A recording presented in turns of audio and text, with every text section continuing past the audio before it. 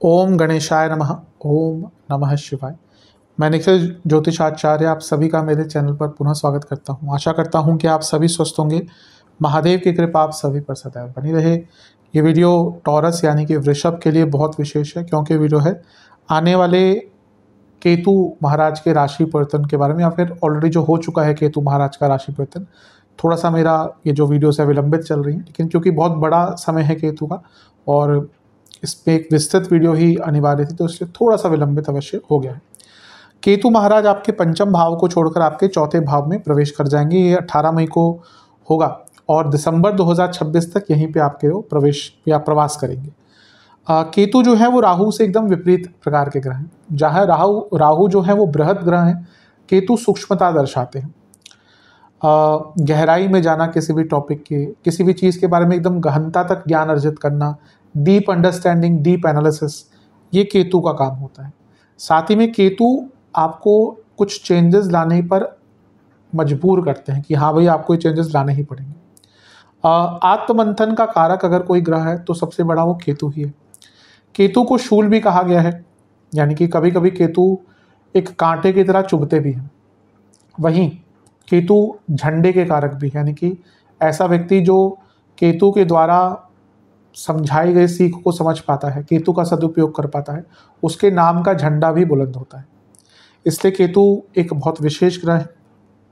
अगर उनके कारकत्वों की बात करें तो अध्यात्म, स्पिरिचुअलिटी, मोक्ष, केमिस्ट्री, रिसर्च, आईटी, फार्मेसी या फार्मास्यूटिकल जो इंडस्ट्री होती है, कंप्यूटर लैंग्वेजेस, कोडिंग, सॉफ्टवेयर, साधना, ऑकल्ट, ये सब कुछ केतु के ही अधीन आता है।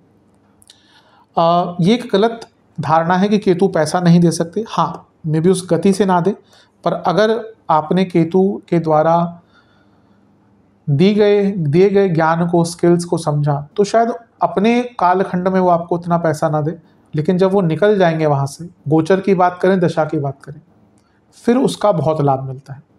केतु की दशा भी किसी व्यक्ति के जीवन में अगर आ गई ना, और ऐसे टाइम पे जब उसका सब कुछ सही चल रहा है, यूजली बहुत तंग करती है, लेकिन व्यक्ति बहुत कुछ सीखता है, फिर शुक्र की दशा में उसका लाभ उठाता है। वैसे ही केतु का जब गोचर आता है, कभी कभी कुछ बुरे अनुभव भी होते हैं, पर उस बुरे अनुभव से व्यक्ति सीखकर जब केतु का गोचर हट जाता है, बहुत प्रकार के लाभ मिलते हैं। इसीलिए केतु अपने आप में मे बी उस इंटेंसिटी से आपको पैसा ना दे पाए, लेकिन अपने आप में वो धन देने की क्षमता रखते हैं। केतु रियलाइजेशन के ग्रह हैं, यानी कि आपको चीज़ों को रियलाइज करवाते हैं। आत्ममंथन के ग्रह हैं, एक प्रकार से बहुत चीज़ों का बोध आपको कराएंगे और उसके दम पर आप अपने जीवन में आगे अवश्य बढ़ पाएंगे। केतु सूर्य की राशि में है, इसीलिए सूर्य का भी थोड़ा बहुत प्रभाव उनके ऊपर होगा। और केतु की 2 दृष्टियां भी हैं, एक दृष्टि उनके अष्टम भाव पर पड़ेगी, एक 12वें घर पर पड़ेगी, इसके अपने प्रभाव होंगे।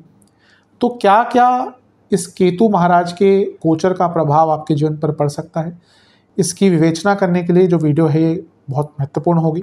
समझा जाए कि आने वाले 1.5 साल केतु का प्रभाव कैसा रहेगा, इसके लिए वीडियो बहुत अनिवार्य रहेगी।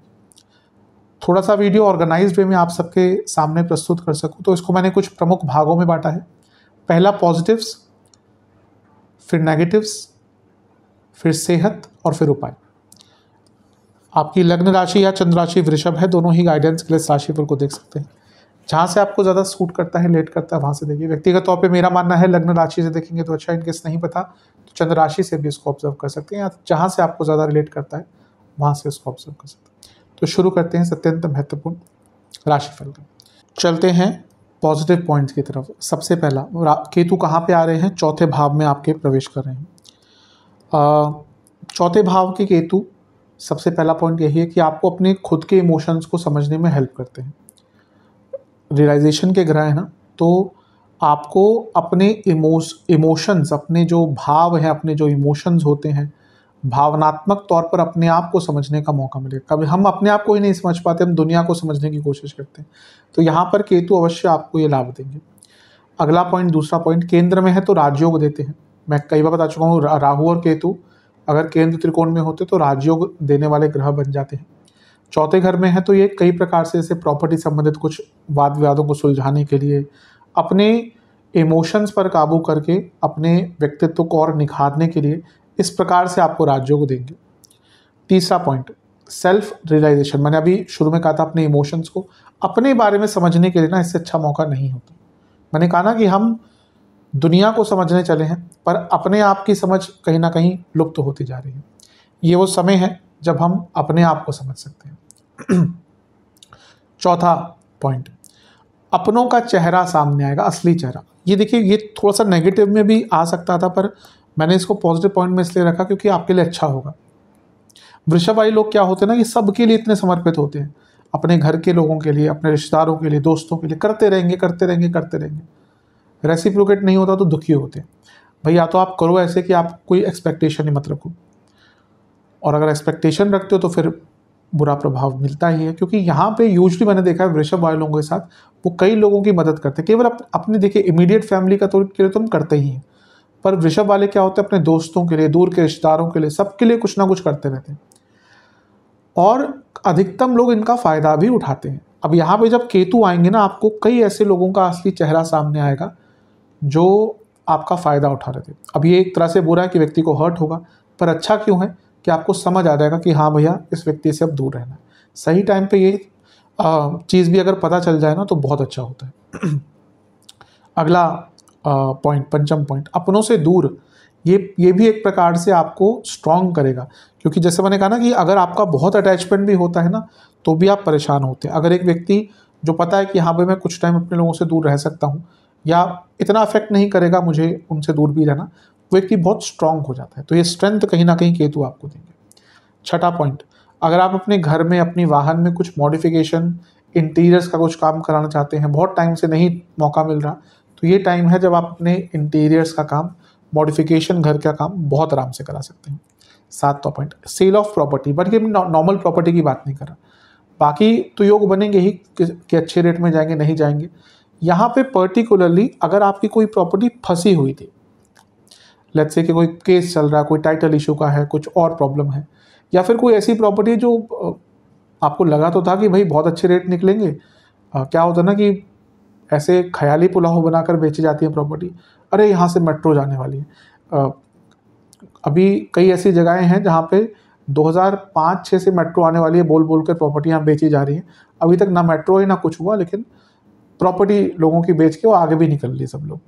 तो होता है कई बार कि आपने कहीं पे इन्वेस्ट किया, मे बी उतना पैसा वहाँ से उसकी उतनी वैल्यू ग्रोथ नहीं हुई। तो अगर इस प्रकार की कोई प्रॉपर्टी है जो भाई आप बस ये चाहते थे कि भाई जितना लिया है उसके आसपास ही मिल जाए, पैसा आ जाए वापस, या फिर कोई फंसी कोई लीगल चीज़ था। कभी कभी कोई बड़ा व्यक्ति होता है जिसके पास पावर होते हैं, वो कहता है कि ठीक है भाई तुम्हारी प्रॉपर्टी फंसी हुई है तो मुझे दे दो इतने में, हाँ यहाँ पे कॉम्प्रोमाइज़ करना पड़ेगा, तो मुझे दे दो मैं इसको संभाल लूँगा। तो उस प्रकार से अगर कोई फंसा हुआ आपका पैसा प्रॉपर्टी के माध्यम से था, होता है ना कि बहुत बड़ा पैसा डाला हुआ है प्रॉपर्टी में, अब वो तो बिक गई तो बिक गई, नहीं बिकी तो पैसा आपका फंसा ही हुआ है। तो इसलिए वो मौका भी यहाँ पे आपको प्राप्त हो सकता है। अगला है ये मोक्ष स्थान है। अब यहाँ से ना कई लोगों की आध्यात्मिक जर्नी स्टार्ट होगी। चौथा भाव आध्यात्मिक जर्नी की स्टार्ट दिखाता है। ये वन ऑफ द रूल है, ऐसा नहीं कि बाकी नहीं होता, बाकी भी कई चीज़ें होती है, पर जनरली हम बात करें तो चौथा भाव। तो कई लोग जो यंग होंगे ना, अब जो लोग एज हो चुकी है उनके लिए तो फिर बहुत ज़्यादा द्वार खोलेंगे। यहाँ पे कई बार ऐसा भी होगा जो बहुत यंगस्टर्स हैं, बहुत बच्चे भी हैं, बल्कि 18-20 साल के हैं, 22-23 साल के हैं, 25 से नीचे हैं, उनका भी अध्यात्म की तरफ बहुत झुकाव होगा। अच्छी चीज़ है भी। अगला पॉइंट, चेंज ऑफ प्लेस। आपको अपने स्थान परिवर्तन करने का भी अवसर प्राप्त होगा। यूजुअली जॉब के कारण होता है कि आपकी स्थान बदल सकता है। 11वां पॉइंट, चौथा भाव आपका कॉन्शियस माइंड है। तो जब चौथे भाव में केतु होते हैं तो आपको बहुत कुछ नया सीखने पर मजबूर करेंगे, आप सीख भी पाएंगे और आप परिस्थितियों और लोगों के बारे में बहुत कुछ, जैसे मैंने लोगों का तो पहले बता ही दिया, आप परिस्थितियों के बारे में बहुत कुछ जानकर अपने आप को उस हिसाब से ढाल पाएंगे। अगला पॉइंट, घर में पूजा पाठ अनुष्ठान ये कराने का बहुत मौका मिलेगा। आप देखिए अगले 1.5 साल आपके घर में बहुत पूजा अनुष्ठान, यज्ञ हवन आदि हो सकते हैं, कराएंगे भी और कराना भी चाहिए। मैं कई बार बता चुका हूँ कि लोग आज जो ये वास्तु के पीछे भागे जा रहे हैं ना, एक तो वास्तु के नाम पे जो हो रहा है, सच में बताऊँ, जो ये महा वास्तु वाले होते हैं उनसे कभी पूछेगा भैया कहाँ से आधार लाते हैं, जो डिग्री लगाकर वो बनाने के एक चक्र बनाकर घूमना शुरू कर देते हैं। इतना कंफ्यूज। वास्तु एक बहुत सरलता पूर्ण जीवन जीने का तरीका था कि हाँ आपकी जो ऊर्जा है अग्नि कोण में ये होना चाहिए, या वायव्य कोण में ये होना चाहिए, घर की एंट्रेंस में ये होना चाहिए, फिर उसको एस्ट्रो वास्तु से देखना, वो सब तो और इतना कॉम्प्लिकेट कर दिया। ये degree south of south west, west of west, पता नहीं क्या क्या करते रहते हैं और कुछ भी उसमें समझ नहीं आता लोगों को। और हर कुछ ये आजकल तो मैं देख रहा हूँ दुनिया की हर चीज़ वास्तु सही हो रही है। मतलब कि यहाँ पे आपके टॉयलेट है तो घर तो कैंसर हो जाएगा, उनसे ये पूछो किसको होगा कैंसर? भाई घर में 8 लोग हैं, सबको हो जाएगा? नहीं नहीं, फिर तो हमें देखना पड़ता है। क्या देखना पड़ता है? इतना डर कि लोग यहाँ पे मैंने ये बना दिया तो कहीं कैंसर ना हो जाए, यहाँ पे मैंने बना दिया तो ये ना हो जाए। अजीब बात है, मतलब कि क्या मूर्खता है। और लोग भी बड़े उससे माने जा रहे हैं उस चीज़ को। तो यहाँ पे घर में अपने अनुष्ठान करिए, हवन करिए, 6 महीने में 4 महीने में महामृत्युंजय का हवन कीजिए, गायत्री मंत्र गायत्री हवन नहीं आता कुछ, गायत्री हवन कीजिए, घर में कोई वास्तु दोष नहीं बचेगा। ये सबसे बड़ा उपाय होता है वास्तु दोष का। अब भैया आपको लाखों करोड़ों खर्च करने हैं तो करिए, अब क्या कर सकते हैं उसमें। अगला पॉइंट ये है कि आपको अपनी मिस्टेक्स, अपने गलतियां समझ आएंगी, और सबसे बड़ी बात है ना ही समझ आएंगी, एक्सेप्टेंस भी होगा। आप अपनी गलतियों को एक्सेप्ट कर पाएंगे, और जो अपनी गलतियां एक्सेप्ट करता है वो आगे बढ़ता है। चलते हैं अगले पॉइंट की तरफ। केतु चौथे घर में है, आपको अपनी मेंटल स्किल्स पर काम करने का मौका मिलेगा। तीसरे घर के Ketu mental as well as physical skills दोनों को बढ़ाते हैं। यहाँ पे ना जो भी मेंटल स्किल्स होते हैं, जो भी हम अपने दिमाग से स्किल्स का उपयोग करते हैं, टेक्निकल फील्ड में हो गया, नॉन टेक्निकल फील्ड में हो गया, उसमें आपको बहुत ज़्यादा लाभ मिलेगा। अगला पॉइंट, आपकी जो अंडरस्टैंडिंग कैपेसिटी है, चीज़ों को समझने की क्षमता और इंटेंसिटी, स्पीड दोनों ही बहुत बढ़ जाएगी। अगला पॉइंट, आप लोगों के इंटेंशंस बहुत ज़्यादा जल्दी समझ जाएंगे, बहुत ज़्यादा जो लोगों के अंदर मन में क्या चल रहा होता है ना, वो बहुत जल्दी समझ जाएंगे। जिन लोगों के पास ये कैपेसिटी होती है ना, बहुत अच्छी भी नहीं होती कि आप लोगों का मन में क्या चल रहा है वो भाव समझ जाते हैं, क्योंकि फिर पता चल जाता है कौन सच बोल रहा है, कौन झूठ बोल रहा है। तो वो प्रभाव भी है कहीं ना कहीं, जीवन में अकेला करता है, पर एक प्रकार से अच्छा भी है। आप लोगों की मंशा, उनकी अंदर क्या चल रहा है वो बहुत आराम से जान जाएंगे। अगला पॉइंट, आपको ना एक बहुत क्लैरिटी आ जाएगी कि क्या चाहिए क्या नहीं चाहिए। ये क्लैरिटी जीवन में बहुत अनिवार्य होती है। कभी कभी होता है व्यक्ति किसी चीज़ के पीछे भागे जा रहा है, उसको पता ही नहीं कि उसको क्यों चाहिए। और कभी कभी ऐसा समय आता है, हमें पता है कि भैया मुझे ये 20 चीज़ें नहीं चाहिए, मुझे बस ये 5 चीज़ें चाहिए दुनिया में, जीवन में, जिससे मैं संतुष्ट हूँ। फिर आप उस 5 चीज़ों के प्रति अपना ऊर्जा लगाएंगे, वरना 20 चीज़ों के प्रति जब आप अपनी ऊर्जा लगाएंगे तो कुछ भी नहीं अचीव कर पाएंगे। इसलिए मैं कई बार कहता हूँ अपनी लिमिटेशंस पता होना भी बहुत इंपॉर्टेंट होता है। तो ये केतु कहीं ना कहीं आपको अपनी लिमिटेशंस बताएंगे, और एक प्रकार से what is required and what is not required, what is desire and what is necessity, इसके बीच में फ़र्क समझाएंगे। अगला पॉइंट, कोई फैमिली डिस्प्यूट चल रहा था, मेनली प्रॉपर्टी का नहीं कहूँगा क्योंकि वो तो बढ़ेगा, लेकिन अगर कोई और भाई कोई मनमुटाव हुआ है, कोई बात हो गई, कोई लड़ाई झगड़ा हो गया, होता है परिवारों में, तो उसको सॉल्व करने का, मैं यहाँ पे प्रॉपर्टी का नहीं कहूँगा, फिर से कहूँगा, ये जब ये एक दर्शा रहा हूँ तो मैं इसको एंसेस्ट्रल प्रॉपर्टी का नहीं कहूँगा, क्योंकि चौथे घर के केतु यूजुअली एंसेस्ट्रल प्रॉपर्टी के इशू देते हैं। लेकिन अगर कोई और है जहाँ पे प्रॉपर्टी या धन आदि का इन्वॉल्वमेंट नहीं, कि मनमुटाव हुआ है, बात करना बंद हो गई, तो उन चीज़ों को सुलझाया जा सकता है। क्योंकि परिवार में देखिए प्यार तो होता ही है, ऐसा नहीं। अब मनमुटाव हुआ, किसी को बड़ा बनना पड़ता है, किसी को छोटा, किसी को ईगो कम करना पड़ता है, तो अभी चीज़ें बढ़ती हैं आगे। तो अगर कुछ ऐसा चल रहा था तो ठीक कर सकते हैं। करियर पे आते हैं। केतु जो, अब देखिए केतु चौथे घर में बैठे हैं, तो ये जो 10वें और चौथे घर का जो एक्सेस बना ना, ये करियर पर बहुत इम्पैक्ट डाल रहा है। राहु केतु का एक्सेस, जिन भी भावों पर राहु केतु का एक्सेस आता है, उन 2 भावों में सबसे बड़े बदलाव आते हैं। तो यहाँ पे करियर में बहुत बड़ा चेंज दिख रहा है, स्थान परिवर्तन, जैसा मैंने कहा। अब क्योंकि यहाँ पे राहु का इन्वॉल्वमेंट 10वें घर में है, तो यहाँ पे जब हम स्थान परिवर्तन की बात करें तो बहुत चांसेस हैं कि जो स्थान परिवर्तन है ये विदेश के द्वारा भी हो सकता है, यानी कि आपको विदेश जाने का अवसर भी यहाँ पर प्राप्त हो सकता है करियर में, और हो सकता है आपको अपनी कंपनी के ही द्वारा विदेश में जाने का अवसर प्राप्त हो। आप बहुत एम्बिशियस रहेंगे, और क्योंकि 10वें से सप्तम में है केतु, तो अपने एम्बिशंस को अचीव भी कर पाएंगे।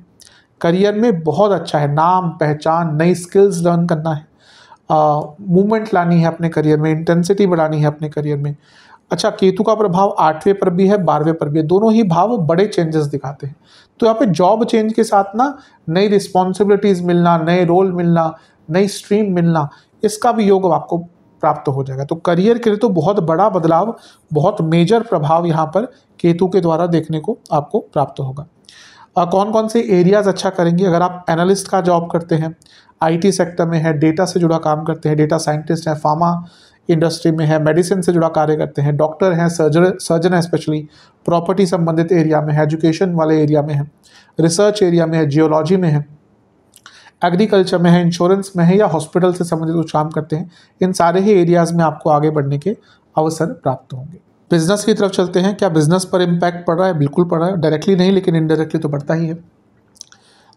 7वें से 10वें में है, यानी कि नए प्रकार के काम मिलेंगे। अब अच्छा, हो सकता है यहाँ पे आपको आगे बढ़ने के मौके मिले, लेकिन वो कंफर्ट जोन वाले नहीं होंगे, कि आपको ऐसा काम मिलेगा जो आपके कंफर्ट जोन से बाहर है, तो उस पर तो आपको थोड़ा सा बदलाव लाना ही पड़ेगा। केतु वैसे ही बदलाव दिखाते हैं। केतु का एक प्रभाव आपके अष्टम पे है, यानी कि सप्तम से दूसरा, तो पैसा बढ़ेगा, लेकिन कैसा? जब आप अपने काम के तरीके को या काम के स्ट्रक्चर को, नया काम कोई पकड़ते हैं, नए प्रकार का कोई काम पकड़ते हैं।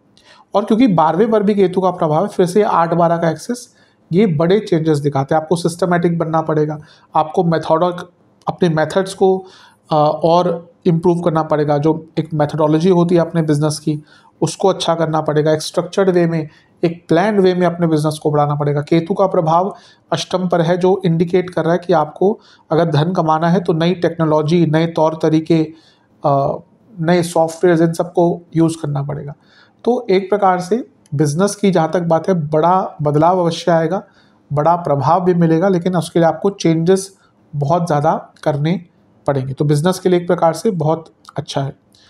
नए प्रोडक्ट और सर्विसेज भी अगर आपको लॉन्च करने हैं ना, तो उसके लिए भी ये बहुत अच्छा टाइम बन जाता है। नए प्रोडक्ट और सर्विसेज बहुत आराम से आप यहाँ पे लॉन्च कर सकते हैं, पर जैसे मैंने कहा, यहाँ पे अगर आगे बढ़ना है तो कंफर्ट जोन से निकलना पड़ेगा। जहाँ तक स्टूडेंट्स की बात है, बहुत अच्छा है। एक प्रकार से चौथे भाव में है, जो पंचम से 12वें में है, यानी कि बड़े चेंज लाने का आपको मौका मिलेगा। क्योंकि अष्टम को देख रहे हैं तो रिसर्च स्टूडेंट्स के लिए बहुत अच्छा है, क्योंकि 12वें घर को देख रहे हैं तो आपको निरंतर चेंजेस लाने का मौका मिलेगा और बहुत डीप अपने सब्जेक्ट में जाने का अवसर प्राप्त होगा। एक प्रकार से चौथे घर के केतु आइसोलेशन देते हैं, जो जब आप आइसोलेट होते हैं, अकेलापन एंजॉय करना शुरू कर देते हैं, तो आपके हर एरिया में जहाँ पे गहनता का, स्टडी का रिक्वायरमेंट होता है, वहाँ पे अच्छा करते हैं। तो यहाँ पे आप अपने एरिया में अच्छा भी कर सकते हैं, यानी कि स्टडी के एरिया में बहुत अच्छा करेंगे, तो स्टडी के लिए अच्छा है। अब बात करते हैं, मैंने सूर्य का प्रभाव बताया था, क्योंकि केतु सूर्य की राशि में है तो सूर्य का प्रभाव आएगा। तो जब केतु की बात करें और आत्ममंथन की बात करें, चौथे भाव की बात करें, पर जो चौथा भाव है ये अटैचमेंट्स भी है। अब केतु यहाँ पे है, मैंने कहा अटैचमेंट से दूर करेंगे, लेकिन सूर्य का जब प्रभाव आ गया ना, तो ऐसा नहीं हर चीज़ से दूर कर देंगे। जो फेक अटैचमेंट्स होती है ना, जो फेक लोग होते हैं, आप देखेंगे, आप भले ही आज से 1 साल बाद इस वीडियो को उठा के देख लीजिएगा, मैं भी शायद अभी आप जब सोच रहे हो क्या कह रहे हैं, मेरे जीवन में कौन फेक है, सब तो अच्छे हैं। देखिएगा इस वीडियो को, मैं कहूँगा देखिएगा, सेव करके रखिएगा, 1 साल बाद, 1.5 साल बाद ऐसे लोगों के चेहरे सामने आएंगे ना, जो अब तक आप सोचते हैं ये तो मेरा अपना है, यकीनन होके रहेगा ऐसा। मैं नहीं बोलता करजईस में, मैं कहता हूँ कि ये संभावना है, क्योंकि ये एक सामान्य विश्लेषण, लेकिन यहाँ पे तो मैं कहूँगा होकर रहेगा ये, कि आप देखेंगे कई अपनों पे से जो मुखौटा पहन के बैठे हुए थे ना, हटेगा, और आपको रियलाइज़ होगा कि कितना मैं बेवकूफ़ था या कितनी बेवकूफ़ थी कि इनके लिए इतना कुछ किया। पर सही है, कभी कभी ये रियलाइजेशन भी होना ही चाहिए। तो ये जो सूर्य और केतु का प्रभाव है ना, ये आपको फेक लोगों से अपने जीवन में दूर करेंगे। चौथा भाव केतु मोक्ष का है, केतु मोक्ष के कारक है, और सूर्य मंदिर दर्शाता है। अगर मंदिरों के कोई कारक है, स्पेशली शिवालय के कारक सूर्य कहे जाते हैं। तो यहाँ पे क्या होगा ना, कि आप, चूँकि चौथा भाव फैमिली का भी है, आप अपनी फैमिली के साथ बहुत तीर्थ स्थलों पर जा पाएंगे और इसका बहुत अच्छा रिजल्ट आपको मिलेगा। और क्योंकि यहाँ पे सूर्य आ गए ना, तो सेल्फ डिसिप्लिन और एक प्रकार से सेल्फ डेवलपमेंट, इसके द्वारा भी आपको आगे बढ़ने का मौका मिलेगा। और शास्त्रीय ज्ञान की भी वृद्धि होती है जब सूर्य का प्रभाव केतु के साथ चौथे घर पे, आपका ना खुद ही इंटरेस्ट इतना बढ़ जाएगा शास्त्रीय ज्ञान के प्रति, कि आप उसमें और डीप तक जाएंगे और उसको बहुत आराम से समझ पाएंगे। अब केतु की दृष्टियों की बात करते हैं। उनकी 2 दृष्टियां हैं, पंचम नवम। पंचम पड़ेगी अष्टम पर और नवम पड़ेगी 12वें घर पर। तो अष्टम भाव की दृष्टि का बात करते हैं। केतु है, अष्टम भाव है, कॉम्बिनेशन क्या है, रिसर्च। तो रिसर्च बेस कुछ करते हैं, बहुत आगे बढ़ पाएंगे, नई चीज़ों को सीख पाएंगे, ऑकल्ट में बहुत डीप तक जा पाएंगे, स्पिरिचुअलिटी, गुप्त साधनाएं। और अष्टम भाव में कई बार बोलता हूँ ना कि ये एक नया रास्ता दिखा सकता है भाव। तो अगर आप ऐसे दौर से गुजर रहे हैं ना कि लग रहा है कि सब खत्म हो गया, होल्ड ऑन, यहाँ पे ये मौका मिलेगा आपको कि ना कोई नया रास्ता मिलेगा। फिर से कहूँगा, Ketu will not give comfortable pleasures, comfort zone से निकाल के कुछ ना कुछ देंगे। यानी कि अगर आपको कुछ नया रास्ता मिलेगा भी ना, कंफर्ट जोन से निकाल के देंगे। लेकिन हाँ, अवश्य अपने जीवन में आपको, मैं उनके लिए कह रहा हूँ जो जो हार चुके थे एकदम। कई बार होता है व्यक्ति को कुछ उसके काम बन ही नहीं रहे होते, वो हार जाता है कि अब कुछ नहीं होगा। यहाँ पे केतु आपके लिए नया रास्ता खोलेंगे। आप अपनी हेल्थ को लेकर केयरफुल होंगे, आप अपनी हेल्थ पर ज़्यादा ध्यान देना शुरू कर देंगे। और सबसे इंपॉर्टेंट है, आप बहुत ऑर्गेनाइज्ड, वैसे तो वृषभ वाले ऑर्गेनाइज्ड होते ही हैं, अधिकतम जो वृषभ वाले लोग होते हैं बहुत ऑर्गेनाइज्ड और टाइम के पाबंद होते हैं। उनका एक नेचर होता है इस प्रकार का, हर लग्न का ना नेचर है। जैसे मकर वाले होते हैं वो भी ऐसे हैं, वृषभ वाले भी ऐसे इसी प्रकार के लोग होते हैं। तो यहाँ पे बहुत टाइम के पाबंद आप रहेंगे और अवश्य उससे लाभ मिलेगा। और टाइम मैनेजमेंट बहुत अच्छा करेंगे, ऑर्गेनाइज बहुत अच्छे हो जाएंगे। अगली उनकी दृष्टि 12वें घर पर है। तो ये क्या दर्शा रहा है कि एक प्रकार से अध्यात्म का ये जो पूरा त्रिकोण है ना, अध्यात्म त्रिकोण या मोक्ष त्रिकोण, ये मिल गया। बहुत आध्यात्मिक, बहुत धार्मिक स्थलों पर जा पाएंगे और आपका ना रहने का मन करेगा कि उन जगहों पर कुछ टाइम बिता के आऊँ। बहुत अच्छा अनुभव हुआ कि आप काशी में कुछ दिन बिता के आएँ। अब तो समय नहीं मिलता। मैं पहले होता था कि जब इतना यूट्यूब आदि नहीं था, मैं कोशिश करता था कि साल में, स्पेशली साल का जो अंतिम टाइम है, क्योंकि वहाँ पे काशी की रौनक अलग ही होती है। खैर अब तो काशी बहुत बदल गया, लेकिन मेरा कोशिश होता था वहाँ पे ही बिताऊं।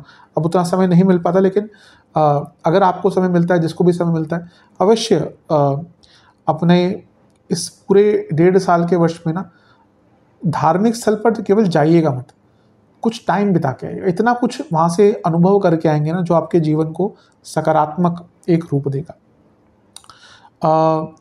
हेल्थ को लेकर बहुत कंसर्न हो जाएंगे, जो अच्छा भी है। और एक प्रकार से क्योंकि 8वें 12वें पर प्रभाव है ना, तो ये आपके पूरे ही जीवन को आपको बदलने का अवसर देंगे। अगले पॉइंट पे चलते हैं।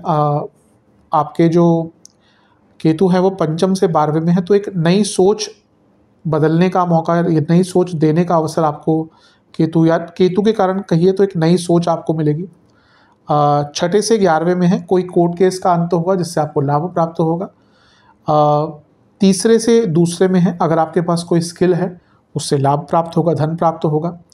7वें से 10वें में है, अपनी मेहनत से रिकॉग्निशन प्राप्त होगा, अपने स्किल से, अपनी नॉलेज से क्या उसके कारण रिकॉग्निशन प्राप्त होगा। 2रे भाव से 3रे में है, यानी कि अर्निंग की नई अपॉर्चुनिटीज़ आएंगी। 12वें भाव से पंचम में है, यानी कि एक प्रकार से इमेजिनेशन बहुत स्ट्रांग हो जाएगी। 11वें से 6ठे में है, कोई पैसा रुका हुआ था उसको प्राप्त करने के अवसर प्राप्त होंगे, आप खोलेंगे। और 10वें से सप्तम में है, यानी कि job change with better and new responsibilities. तो ये सारे पॉजिटिव प्रभाव आपको केतु के कारण देखने को मिलेंगे।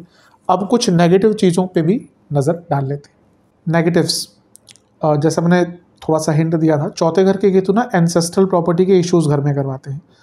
तो वो इश्यूज़ हो सकते हैं, भाई बहन हो, भाई भाई हो, चाचा ताऊ, सब में ये प्रॉब्लम्स आ सकती हैं। मदर के लिए अच्छा नहीं होता। 4थे घर के केतु मदर की सेहत के लिए अच्छे नहीं होते। अगला पॉइंट, घर में ना बीमारियाँ आती, केतु का प्रभाव होता है, घर में बीमारियाँ आती हैं। कोई ना कोई घर में बीमार पड़ता ही रहेगा। और इसके कारण क्या हुआ ना, जब बीमारियाँ आती है तो क्या होता है, ये दरिद्रता, इसको दरिद्रता ही बोली जाती है। यूजली क्या होता है, लोग कहते हैं दरिद्रता मतलब कि गरीबी या सफाई की कमी। ये भी एक दरिद्रता ही होती है कि घर में कोई ना कोई बीमार चलता रहता है। कई ऐसे योग होते हैं कि आपके घर में कोई ना कोई बीमार ही चलता रहता है, वहाँ पे एस्ट्रो वास्तु काम आता है। मैंने कहा कि कहाँ पे चीज़ें, कहीं घर में तो ऐसी कोई प्रॉब्लम नहीं है, तो उसमें कभी कभी एस्ट्रो वास्तु का उपयोग करना चाहिए, ना कि जो आजकल हो रहा है कि हर चीज़ ही आपको वास्तु से कनेक्ट कर देनी है। आज से पहले होता था कि कॉर्नर साइड प्लॉट या प्लॉट्स के लिए, घर के लिए लोग लड़ते थे। आजकल के वास्तु आचार्य क्या करें कि कॉर्नर साइड प्लॉट होगा तो जीवन ही खराब हो जाएगा। 15 साल में 20 साल में किसी के साथ किसी की मृत्यु होगी तो किसके घर में नहीं होती। अजीब ही कुछ लोग वास्तु के नाम पे आजकल कुछ भी बोल रहे हैं। सदैव चिंता चौथे घर की केतु की निशानी होती है कि सदैव चिंतित रहेंगे, सदैव चिंतित रहेंगे। इमोशनल डिटैचमेंट होगा भी, अच्छा भी है, लेकिन अगर कुंडली ही बहुत इस प्रकार की है ना तो फिर व्यक्ति एकदम इतना डीप डिटैच हो जाता है ना कि उसका किसी से बात करने का मन ही नहीं करता और अपनी भौतिक रिस्पॉन्सिबिलिटीज भी भूल जाता है या एस्केपिस्ट बन जाता है। मैरिड लाइफ में प्रॉब्लम होगा क्योंकि चौथे भाव में तो इमोशनल प्रॉब्लम्स, इन लॉज के कारण दिक्कत, और प्रोफेशनल लाइफ में जो स्ट्रेस होगा ना उसका बहुत प्रभाव पड़ेगा मैरिड लाइफ पर। जहाँ तक लव लाइफ की बात है, पंचम से 12वें में है। सडन अर्ज, मैं ये नहीं कहूँगा एकदम ब्रेकअप हो जाएगा, लेकिन ना अचानक ऐसी स्थितियाँ उत्पन्न होंगी कि आपको लगेगा कि मैंने बहुत गलत डिसीजन लिया है इस व्यक्ति के साथ रिलेशन में रहने के लिए। कई लोग को अर्ज कि अपना परिस्थितियाँ बदलते हैं केतु, तो ना क्या होगा ना, जब परिस्थितियाँ बदलती है तो फिर व्यक्ति को लगता है कि शायद मैंने गलत पार्टनर चुन लिया। तो यहाँ पे कुछ लोग का ना मूव आउट या मूव ऑन करने का उनके मन में बहुत डीप अर्ज रहेगी कि मैंने गलत डिसीजन ले लिया। अपने घर के, अपने प्रॉपर्टी के मेंटेनेंस पर, गाड़ी वाहन के मेंटेनेंस पर बहुत खर्चा, निरंतर खर्चा। मैं ये नहीं कह रहा जहाँ पे आप रहते हैं केवल, अगर आपकी मल्टीपल प्रॉपर्टीज़ है, लेट्स से कि आपके 2-3 प्रॉपर्टी जो आपने रेंट पे दी हुई है तो उसके लिए भी कुछ बड़ा मेंटेनेंस कराना पड़ेगा, या फिर कोई गाँव में आपका घर है। दोस्तों से भी दूर हो जाए, कई लोग ना अपने दोस्तों से भी अटैच नहीं हो पाएंगे। अब दोस्त ऐसे होते हैं कि जिनके साथ आप बहुत ऐसी बातें कर सकते हैं जो बाकी लोगों से नहीं कर सकते, तो दोस्त भी बहुत अनिवार्य होते हैं। तो यहाँ पे आप दोस्तों से भी दूर हो जाएंगे और ऐसा व्यक्ति फिर बहुत इमोशनली हॉलो हो सकता है। मैंने कहा सबके लिए नहीं रहेगा, लेकिन अगर चंद्रमा कुंडली में केतु वैसे ही बहुत स्ट्रांग है, केतु की दशा चल रही है, चौथा भाव बहुत पीड़ित है, उनके लिए इम्पैक्ट ज़्यादा प्रभाव डालेगा। कभी कभी कुछ लोगों की ना बहुत नेगेटिव सोच हो जाएगी, ये भी कंडीशनल ही है। बुध चंद्रमा बहुत पीड़ित है, शनि का बहुत प्रभाव है, तो बहुत पेसिमिस्टिक सोच हो जाएगी। बुरे सपने कई लोगों के आएंगे, 12वें घर पर प्रभाव है। कई लोगों ना बुरे सपनों, आप देखें कॉन्टिन्यूसली आपको बुरे सपने आएंगे और अवश्य उसका एक प्रभाव पूरे, कई लोगों को ये बुरे सपने बहुत बार आते हैं, उनको फिर उसका प्रभाव बहुत टाइम तक उनके जीवन पर उनको दिखता है। कभी कभी क्या होता है, चौथे घर के केतु क्योंकि अष्टम पर प्रभाव, किसी एक टॉपिक में इतना डीप उतर जाते हैं ना कि उनका बाकी चीज़ों से ध्यान हट जाता है। कुछ लोग यहाँ पर बहुत स्ट्रॉन्ग या बहुत उग्र तांत्रिक साधना करना शुरू कर देंगे। मैं इसलिए भी कुछ वीडियोस में बताता कि ये मत किया कीजिए। आजकल मैंने कहा ना, कुछ लोग बस बैठकर पॉडकास्ट पर उनको ना मंत्रों के उच्चारण आते हैं, ना देवी देवताओं के ढंग से नाम ले पाते हैं। एक महोदय हैं, वो वाराही देवी को बाराही देवी कह रहे हैं। बाराही, वाराही इतना स्ट्रॉन्ग अवतार है, और तांत्रिक जो तंत्रोक्त पूजा है उसमें वाराही देवी का बहुत वर्णन है, और वो महादेव बाराही कह रहे हैं और उस वीडियो पे इतने सारे व्यूज़ हैं। जो सीखा होगा लोगों ने, उन्होंने क्या सीखा होगा। तो यहाँ पे उग्र देवी देवताओं की साधना, क्योंकि देखिए जो बना रहे हैं उनको अपने वीडियो से मिल जाता है जो भी उनको मिल जाता है। जो लोग कर रहे हैं ना, क्योंकि मैं कंसल्टेशन लेता हूँ, मैं लोगों से बात करने का मौका मिलता है। कई लोग भाई सुना कहीं पे पॉडकास्ट पे भैरव, ये तो भैरव नहीं भैरव जी की साधना हो तो भैरवा बोलते, तो क्योंकि इंग्लिश में सीखा हुआ है सब कुछ। मैं भैरवा साधना में, भैरवा क्या होता है, भैरव होता है।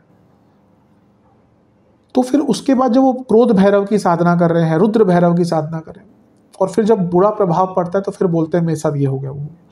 तो यहाँ पे उग्र देवी देवताओं की बिना किसी गाइडेंस के, और उग्र देवी देवता तो फिर भी ठीक है, मैं ठीक है, मैंने ऐसा नहीं करना है। कुछ लोग तो एकदम पिशाच साधना, अप्सरा साधना, इन सब में पड़ जाते हैं। ये कहने में बड़ा इजी लगता है, अप्सरा साधना बहुत गलत चीज़ है। जिसको सच में पता है ना कि क्या होता है उसके बाद, वो कभी इसको किसी को रेकमेंड नहीं करेगा।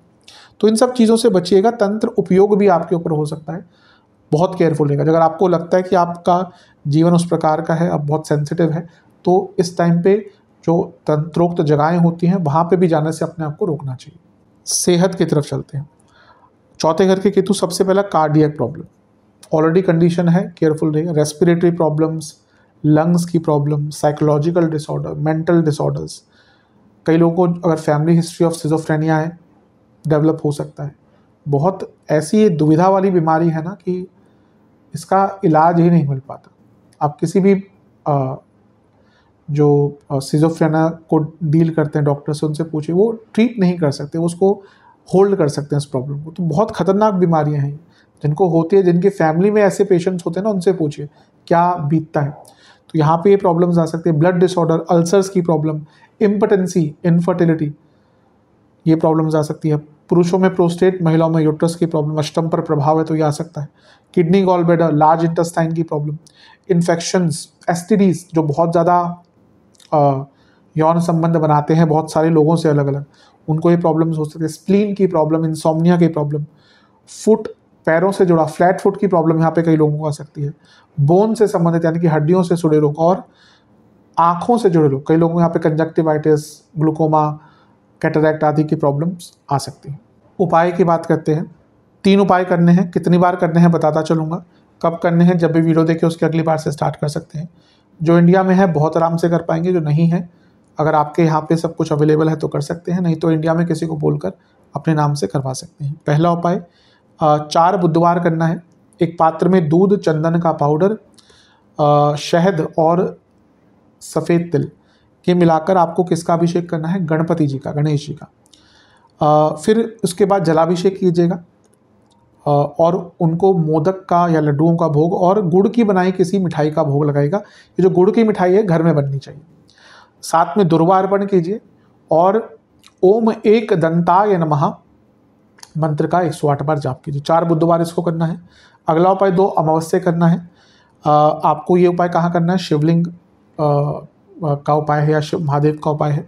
आपको एक पात्र में दूध, सफ़ेद, काले तिल और जौ, ये सब मिलाकर महादेव का अभिषेक करना है। फिर इसके बाद जलाभिषेक कीजिएगा और